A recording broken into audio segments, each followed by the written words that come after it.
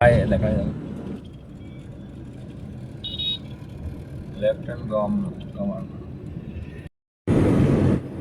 ওটা এত বড় সিভিল ফ্লাইটের ডবল বড় কিছু।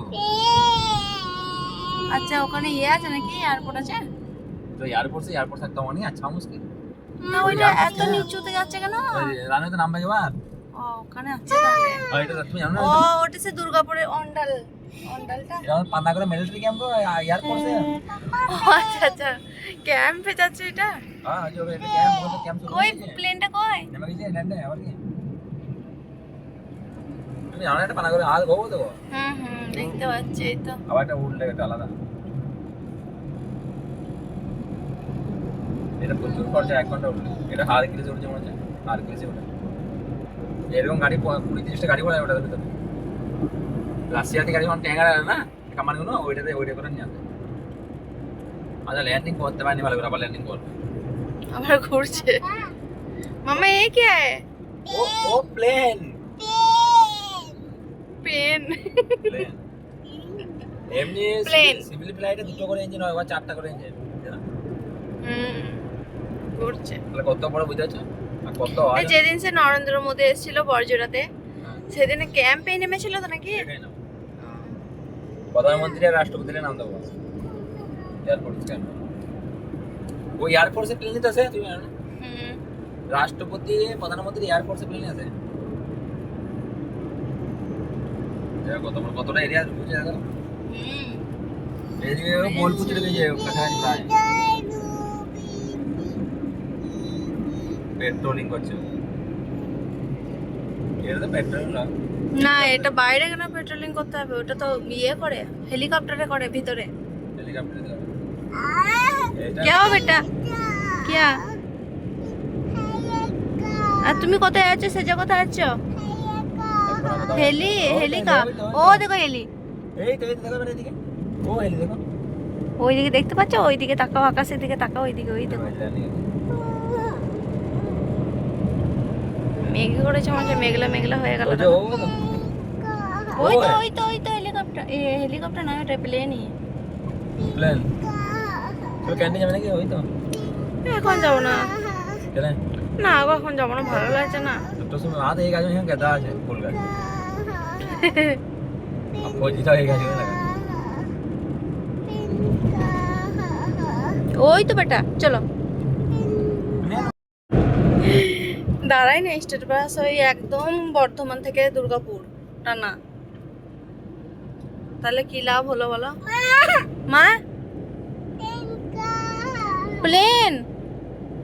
প্লেন আছে যাবো প্লেনের কাছে চলো প্লেনের কাছে যাবো। হ্যাঁ এইগুলো সাইডে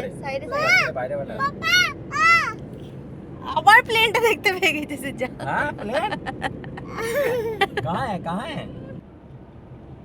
কি লেখা আছে বলো তো? सेफ ड्राइव বলো डोंट দেখো দেখো দেখো দেখো দেখো বড় বড় বড় but don't drink and drive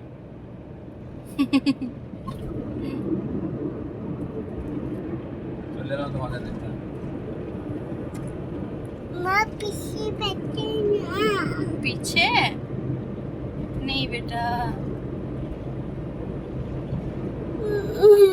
पीछे তুমি দেখো কোন ঘরটা বলবে। হ্যাঁ কোনটা দাঁড়াও দেখি বলতে পারে নাকি কোনটা কোনটা কোনটা এটা कौन बेटा কোনটা ये आगे आ गया দাঁড়াও আসছি একবার আমরা মিষ্টি নিয়ে আসলে বেটা মিষ্টি নিতে হবে এখানে দাঁড়িয়ে হেঁটে দম করে লাগতো মাথাটা বাটা খুলে দিয়েছো আমি তোমাকে বললে পারবো না। ওই দেখো চলে এসেছি আমি তোমাকে বলছি সেটা শুনতে পাচ্ছ? এই রাগের কথা ভিতরে না বাইরে ভিতরে হেঁটে খেলে দিয়ে দেখতে পাচ্ছ না? ওই দেখো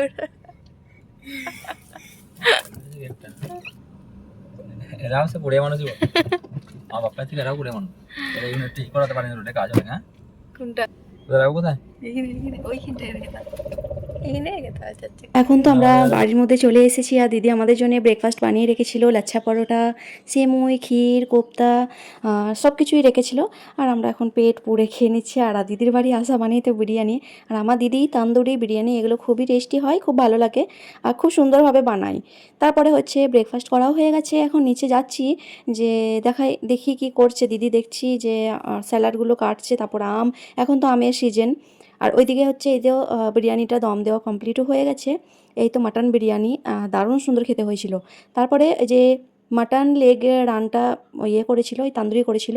এটা মানে 1 কেজির মতো ছিল ওয়েট, পুরো লেগটা সেটাই তান্দুরি করা হয়েছে। ফ্লেভার দারুণ হয়েছিল, খেতে মজা।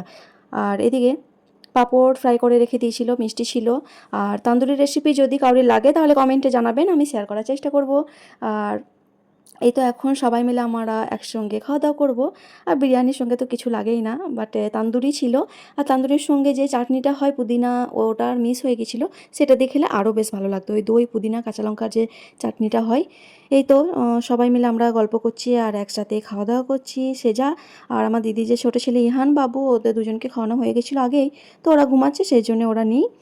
আর আজকে আবার বিকেলে যাব হচ্ছে আমার একটা ছোটো পিসির বাড়িতে দেখা করতে। অনেক দিন ধরেই ফোন করছে যাওয়ার জন্য, তো যাওয়া হচ্ছিল না, তো ভাবলাম তাহলে যাই। আর দিদিদের বাড়ি গিয়েছিলাম হচ্ছে সকালের দিকে বেরিয়েছিলাম। প্রথমে মানে আমার মায়ের বাড়ি যাওয়ার কথা, বাট দিদিরা ফোন করছে আগে আমাদের বাড়ি আসতে হবে। আমার মায়ের বাড়ি পাশের গ্রামে আবার দিদির বিয়ে হয়েছে, তো সেই জন্যই আবার ওদের বাড়ি চলে গেলাম। আবার কালকে সকালের দিকে আবার মায়ের বাড়ি যাব। বিকেল হয়ে গেছে, আমরা সবাই মিলে রেডি হচ্ছি যাওয়ার জন্য। ও আর সন্ধ্যের দিকটা খানিক্ষণ ছিলাম, 3-4 ঘন্টার মতো, তারপর আবার ফিরে এসেছিলাম রাত্রে খাওয়া দাওয়া করে একবারই।